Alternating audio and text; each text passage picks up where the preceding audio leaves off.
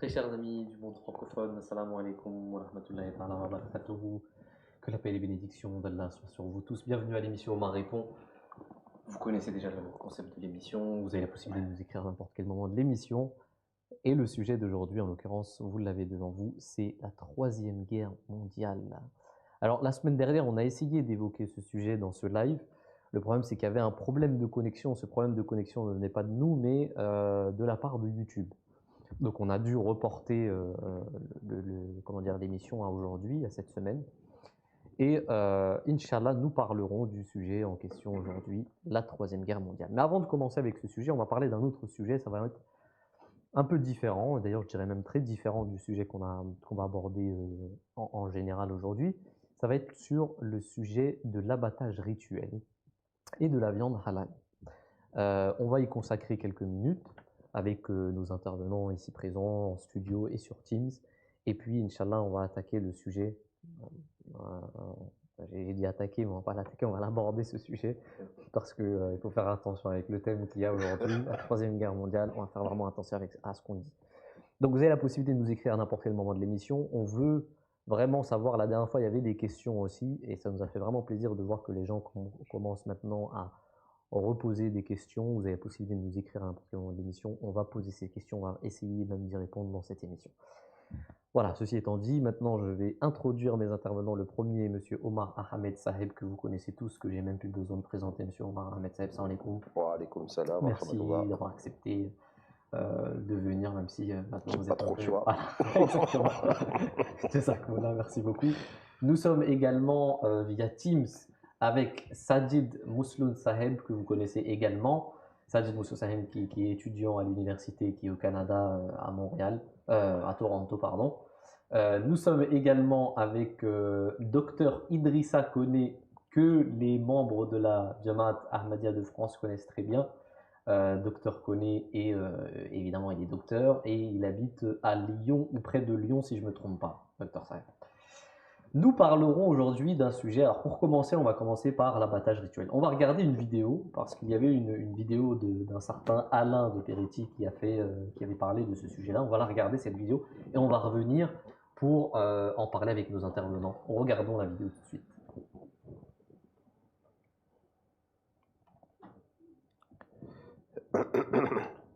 Non, toujours pas. Bon, c'est maintenant. C'est maintenant que ça doit venir. Ah ok, pas de souci. Alors on me dit qu'il y a un problème technique. On va revenir sur ce sujet. On va revenir sur la vidéo. Mais vous savez ce qu'on va faire? On va parler d'abord de ce sujet. On va essayer de voir avec Sajid Moussoud Saheb, parce que c'est lui l'expert en la matière, enfin en ce qui concerne la vidéo. Sajid Mousloun Saheb, est-ce que vous pouvez nous décrire, parce que là on ne peut pas montrer la vidéo, est-ce que vous pouvez nous décrire déjà ce que la personne elle a dit? Peut-être que si la vidéo est disponible, on la montrera. Mais est-ce que vous pouvez nous dire ce qu'il a dit, entre autres, dans cette vidéo-là? Sajid Mousloun Saheb. Assalamu alaikum wa rahmatullah. Ouais, ben, en somme, ce qu'il dit, c'est que je dirais que c'est assez ridicule ce qu'il dit. Il dit en somme qu'en ce moment, il n'y a pas de problème, mais que très bientôt, il y aura un problème et que ceux qui seront responsables de ce problème seront les musulmans. Parce que c'est ce qu'il dit en fait. Il dit que l'antibiorésistance, selon les experts, c'est le problème numéro 1 de l'avenir. C'est-à-dire qu'en ce moment, les musulmans ne sont pas à blâmer. Donc, ils préparent déjà les esprits à blâmer les musulmans pour un problème qui prendra de l'ampleur dans le futur. C'est-à-dire que les gens aujourd'hui, certaines personnes ne se contentent plus de blâmer les musulmans pour les problèmes auxquels fait face la société aujourd'hui, mais bien de les blâmer pour ce qui va se passer dans le futur. Et ça, c'est très triste. Et ça, je pense que Dr Koné va nous parler un petit peu plus de ça, mais il dit en somme que les techniques d'abattage rituel que prône l'islam, la technique que prône l'islam en ce qui concerne l'abattage des animaux, déverse toutes sortes de bactéries dans la communauté. Ça fait que que ça développe l'antibiorésistance. L'antibiorésistance, c'est le fait que certaines bactéries développent de la résistance vis-à-vis des antibiotiques. Merci et lui, beaucoup. Il dit que l'abattage rituel est un moyen ou est un truchement par lequel ce problème prend de l'ampleur. D'accord. C'est ce qu'il dit en fait. Jazakallah, merci. Donc moi, je pense honnêtement Alors, C'est juste une manière Sajid Sam, pour lui de faire valoir une. on va y revenir. On va regarder la vidéo parce qu'elle est disponible là tout de suite. D'ailleurs, c'est une sœur qui nous a envoyé cette vidéo. Et d'ailleurs, on veut la remercier, cette sœur, de nous avoir envoyé cette vidéo. Et s'il y a des sujets d'ailleurs sur lesquels vous voulez parler à tous les téléspectateurs qui sont en train de nous regarder aujourd'hui, vous pouvez nous les envoyer. Vous pouvez nous, on en fera des thèmes dans l'émission d'ailleurs. Si vous avez des véritables questions sur des véritables sujets, on en fera des thèmes. Mais tout ça pour dire que c'est une sœur qui nous avait envoyé cette vidéo. On s'est dit on va aborder ce sujet. Alors, on va montrer la vidéo et on va revenir au studio. Bien sûr. Et que admettre que on continue l'abattage rituel, parce que alors c'est un point donc à ce stade de la démonstration pour que nos téléspectateurs comprennent bien. L'abattage rituel, c'est pas seulement un abattage sans étourdissement, c'est un abattage sur lequel on pratique un égorgement large qui coupe la trachée et l'œsophage. Donc, quand on a coupé l'œsophage, le contenu de l'estomac se déverse à l'extérieur. Vous avez un tas de germes antibiorésistants qui vont partir dans les eaux usées et qu'on va retrouver plus loin parce qu'ils vont se disséminer un petit peu partout. Donc en fait, qu'on comprenne bien, parce qu'on avait déjà évoqué la question de la bactérie E. coli. Voilà. Alors elle est un peu déversée de la même manière, mais elle pouvait aussi contaminer directement les chairs. Et là, finalement, on est dans le même cas de figure, mais en plus, ce sont des bactéries qui repartent dans les eaux usées, qui restent dans l'abattoir à stagner, etc. Si vous voulez, c'est encore pire, parce que la bactérie Escherichia coli, effectivement, elle contamine directement la viande. Et elle peut être aussi multirésistante d'ailleurs. Bien sûr. Bon, elle aussi. Donc on pouvait se dire, bon, ça reste concentré dans l'abattoir. Tandis que là, c'est une dissémination dans tout le biotope. Bien sûr. Tout le biotope. Et il faut savoir que cet égorgement pratiqué dans l'abattage rituel est lui aussi, et c'est là où je veux en venir avec ce travail et l'action que nous allons commencer, il est il est réglé par un règlement européen, justement, le 858-2004, c'est-à-dire il a été édicté en 2004, et qui dit que pour des raisons d'hygiène, c'est très important, hygiène, c'est-à-dire qu'on n'est plus dans le principe de précaution. C'est vraiment une certitude, puisque même l'Europe, pour des raisons d'hygiène, lors de la saignée, la trachée et l'œsophage doivent rester intacts, à l'exception, évidemment, de l'abattage rituel, qui, là aussi, dérogation. Alors, on vient de voir cette vidéo. Monsieur Docteur Kone Saheb, qu'est-ce que vous en pensez, vous, de cette vidéo? Qu'est-ce que vous pensez de ce qui a été dit dans la vidéo? Et quelle est la norme d'hygiène à respecter? Ou en tout cas, quelle est la norme d'hygiène en islam ou chez les musulmans, Docteur Kone Saheb? Salam alaikum wa rahmatullahi wa barakatuh. Alaykoum salam. Donc, j'ai effectivement vu la vidéo, mais je pense qu'il y a des contre-vérités dans ce que Peretti est en train de dire. Parce que le premier principe, il fait comprendre que l'abattage rituel rompt aussi bien les veines jugulaires, la carotide et l'œsophage. Donc, ce qui se passe, en fait, il y a le produit, en fait, le contenu de l'estomac qui est déversé au moment de cet abattage-là. Mais il faut se rendre compte qu'effectivement, par rapport au traitement des déchets, en fait, les produits de l'estomac font partie de ce qu'on appelle des déchets liés à l'abattage. Alors qu'il y a une directive qui est très claire au niveau de l'Union européenne, qui est la 1714-2002, qui dit très bien que les produits liés à l'abattage doivent être traités de façon rigoureuse. Et ce qui se passe, en fait, lorsqu'on va dans un supermarché pour acheter de la viande, il y a en fait une taxe qui est liée à ce traitement de ces déchets. Par exemple, si tu payes de la viande à 50 €, un exemple, peut-être 10 centimes, 15 centimes qui sont prélevés pour traiter. Donc, la loi est claire, l'Union européenne est très claire, la directive 1774 est très claire, qui dit que dans chaque abattoir, il doit y avoir un traitement de tous les déchets. Ce qui se passe, en fait, qu'est-ce qu'il nous dit en fait? Il dit, lorsqu'on égorge, il y a un contenu de l'estomac qui sort. Mais ce qu'il ne dit pas, et qui est une vérité absolue, lorsque l'abattage est fait non rituel, il y a toujours le contenu de l'estomac qui est traité obligatoirement. Puisqu'on fait par l'abattage rituel non rituel, il y a un contenu de l'estomac qui est traité. Puis ça fait partie des déchets liés à l'abattage. Le contenu de l'estomac, c'est les déchets liés à l'abattage. Donc, systématiquement, il y a un traitement. Alors que lui, il dit une forme de vérification uniquement l'abattage rituel déverse que des déchets de l'estomac. Alors que c'est faux. Totalement faux. Parce qu'on a l'obligation de traiter les déchets de l'estomac, que ce soit abattage rituel ou non rituel. Donc, c'est une contre-vérité par rapport à ce que tu es en train de dire. Jazakallah, merci beaucoup, Dr Saïb. J'espère que les gens ont compris, parce qu'il y a beaucoup de termes assez techniques dans ces genres de débats. Pour moi, c'est assez difficile de suivre. Et d'ailleurs, quand on parle de cet avantage, on va passer à peut-être Sajid Moussoun Saheb. Sajid Moussoun Saheb, en tant que dans l'islam, comment est-ce qu'on conceptualise, je dirais pas conceptualise, mais quelle est la définition de ce qu'est le halal? Oui, exactement. Donc, premièrement, Anand Peretti, il commence par dire que les injonctions que prodigue l'islam au sujet de l'abattage halal sont extrêmement floues.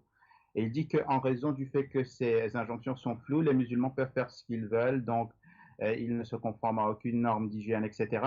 En fait, j'aimerais contrefaire cette situation et contrefaire cet argument en disant que si les injonctions sont floues, il ne s'agit pas, il s'agit plutôt d'un avantage, si vous pensez, parce que si, admettons un instant, qu'il existe une paucité dans les injonctions ou qu'il existe peu d'injonctions qui sont émises par le Saint-Coran, par les textes religieux au sujet de l'abattage, ok?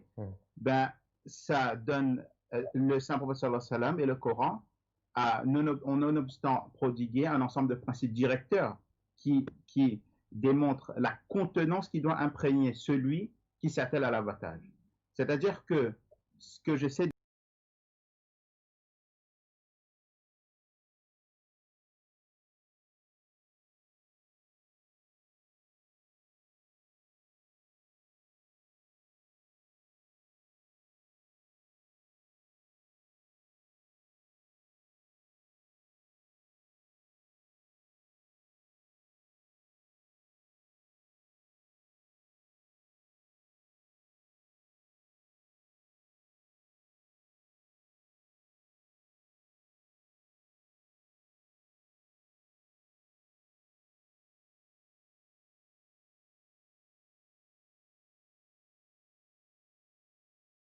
Parce que apparemment, on n'entend plus rien.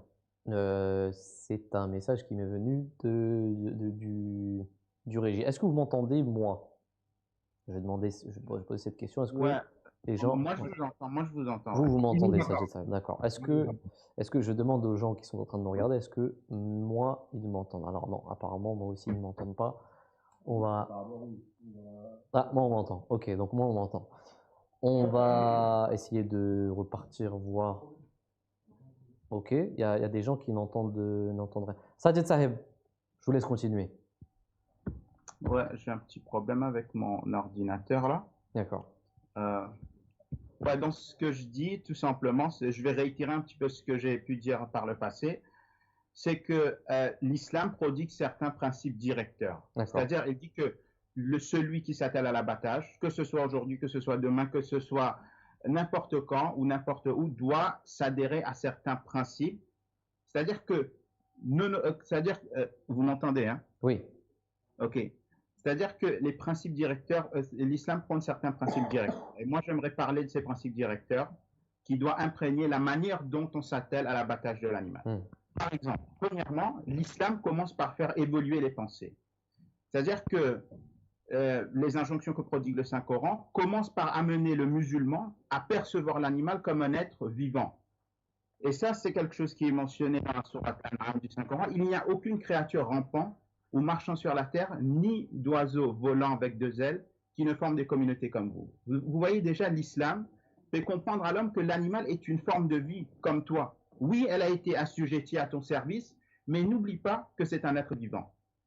Maintenant, par exemple, l'islam, c'est inconcevable de dire, ou c'est inadmissible de dire que l'islam promeut la souffrance animale.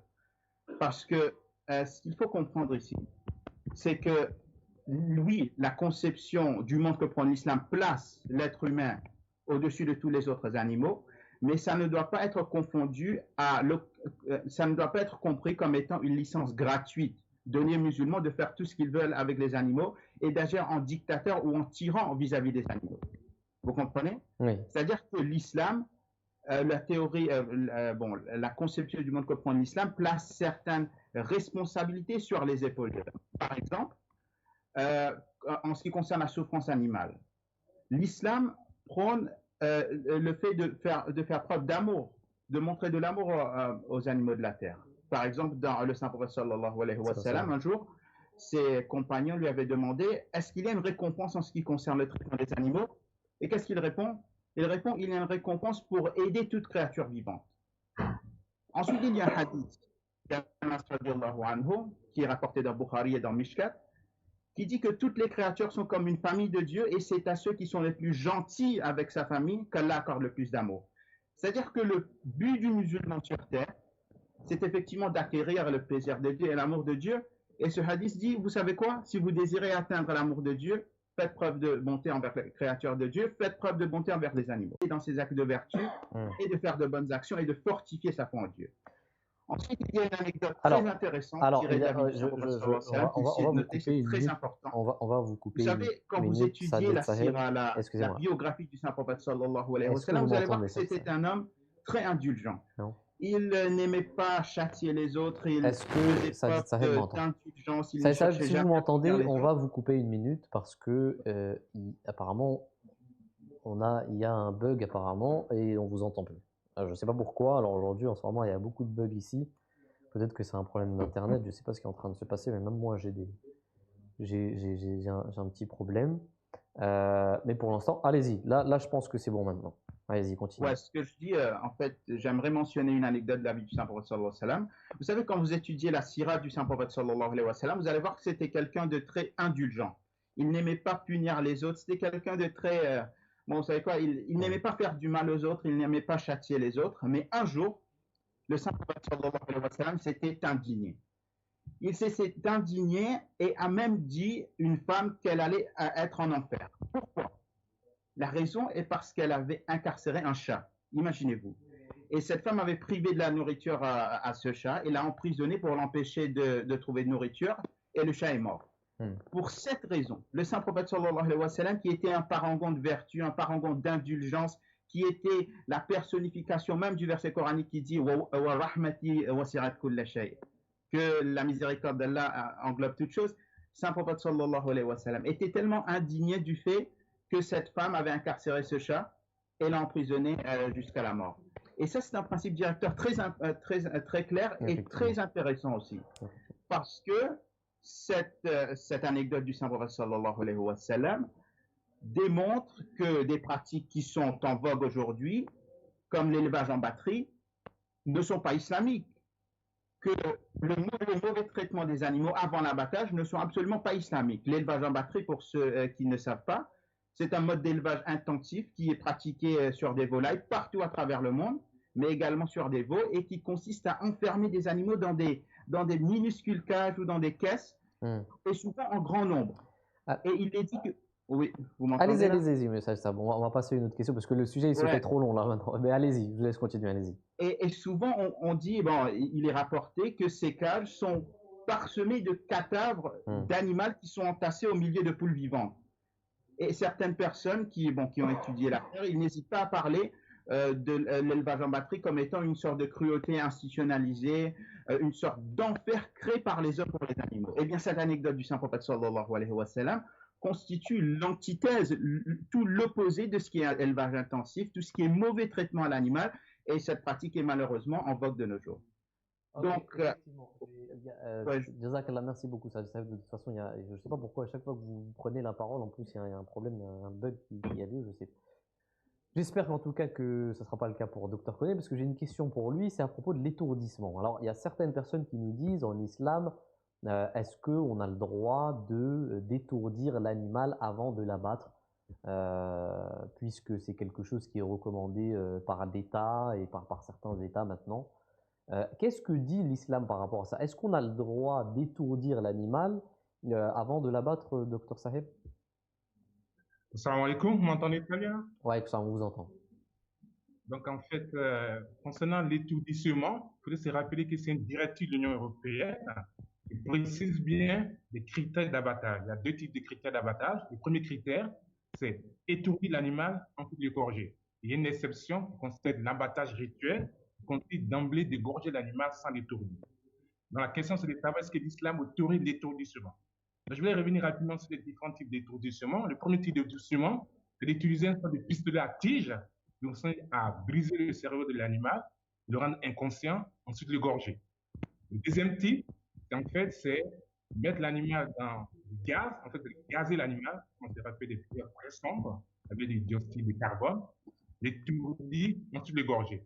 Le troisième type, c'est électrocuter l'animal pour l'étourdir, ensuite l'égorger. C'est trois principes. Donc, en fait, les tenants de cette action disent que ça permet de réduire la souffrance de l'animal et ensuite de l'égorger. Par contre, l'islam a un principe clair. L'islam ne donne pas les différents principes, l'islam ne précise pas les principes, mais l'islam est pour réduire la souffrance des animaux. Ça, c'est un principe très clair, le professeur en a dit. Donc, si ces principes arrivent à réduire la souffrance de l'animal sans pour autant la rendre haram, l'islam est tout à fait d'accord avec ça. Il y a une directive du Catin Calife de la Maya qui a bien dit que l'islam est tout à fait d'accord avec le traitement de l'animal et on peut ensuite les ordonner. Donc, il n'y a aucun cas, il n'y a aucun règlement qui interdit l'établissement des animaux. Donc, sachant qu'il y a certains pays comme la Suède, la Suisse, l'Islande, interdit l'abattage rituel d'emblée. Ils imposent obligatoirement l'établissement des animaux. Donc, étourdir l'animal, selon certaines règles, n'est pas interdit par l'islam, tant que l'animal demeure pas. Merci beaucoup, Dr Saheb. Et je crois on va terminer avec ce sujet, parce que ce sujet-là, il est assez intéressant, parce qu'il y a d'autres questions aussi qui me viennent à l'esprit. Par exemple, tout à l'heure, quand Sajid il a parlé de la souffrance animale, moi, il y a toujours une question que je me suis posée, monsieur Omar. C'est si l'animal n'est pas conscient. Alors, on sait qu'il est conscient, mais il n'est pas conscient, ou en tout cas, il n'a pas en lui-même la conscience, l'intelligence humaine. D'accord. Est-ce que la souffrance, c'est pas quelque part une conscience d'intelligence? C'est-à-dire que, de sorte que quand on sait qu'on est en train de souffrir, on souffre plus. Mais est-ce qu'un animal véritablement a conscience du fait qu'il est en train de souffrir? Enfin, je ne sais pas si ça fait sens de dire ça. Le saint prophète, sallam, en tous les cas, ouais. Veillait à respecter la sensibilité de l'animal. Et c'est dans les injonctions qu'il a laissées qu'on peut remarquer cela, vu qu'il dit qu'il ne faut pas... Je vais demander au Régis de fermer la porte là, parce qu'on entend des bruits, et je vous laisse continuer, monsieur. Ouais, Saint Salam a ordonné, a enjoint, que lorsqu'on égorge un animal, il ne faut pas lui présenter le couteau. Justement, pour ne pas le stresser. Donc il faut lui cacher. Il ne faut pas l'égorger, l'abattre en face ou aux côtés de ses congénères. Donc tous ces principes, toute cette pratique du saint prophète sallallahu nous montre bien à quel point il veillait à ce que la souffrance soit la plus basse possible. Là, je rentre pas dans la réponse à votre question qui est philosophique, mais pratique en tous les cas, en termes pratiques, le saint prophète sallam veillait à ce que l'animal soit respecté en tant que tel, et que même si on devait l'abattre, eh bien, il fallait le faire de manière à ce que la souffrance soit prise en considération et qu'on s'efforce au maximum de ne pas le faire trop souffrir l'animal. Et ici, une dernière chose, c'est que la question du halal, et surtout par rapport à ce qu'ont dit les deux scientifiques qui sont intervenus, eh bien, n'est pas sur l'animal en lui-même. Parce que la viande de bœuf en elle-même, elle est halal. Et c'est quelque chose qu'il faut que les gens comprennent en Occident. C'est que halal, c'est pas un terme magique. La viande elle-même, elle est halal. L'animal lui-même, il est halal. Si aujourd'hui, il y a des pratiques qui sont contraires, comme par exemple de dire une prière à un autre dieu, par exemple, là, la viande ne serait plus permise pour un musulman. C'est un principe pour bien expliquer que même une viande qui n'est pas sur laquelle on n'a pas dit bismillah, eh bien cette viande-là peut devenir halal dans la mesure où le musulman lui-même va dire bismillah parce que elle a été égorgée. Et on sait qu'aujourd'hui, la norme, c'est l'égorgement pour toutes les bêtes. Donc il n'y a pas l'abattage rituel et l'abattage non rituel, en fait, finalement, ne sont pas si éloignés que ça. C'est un faux débat en réalité. D'accord. Alors, Jazakallah, merci beaucoup, monsieur Omar. On va passer à un autre sujet, parce que ce sujet s'est fait assez. On a essayé de le traiter comme on le pouvait. Et évidemment, s'il y a d'autres questions, et j'ai vu qu'il y avait quelques questions, mais on va essayer de ne pas s'attarder sur ce sujet-là, parce que c'est un sujet assez long. C'est un sujet qui demande beaucoup plus de détails. En plus, il y a des termes assez techniques. Et d'ailleurs, on a un docteur. C'est la raison pour laquelle on a un docteur aujourd'hui parmi nous aussi.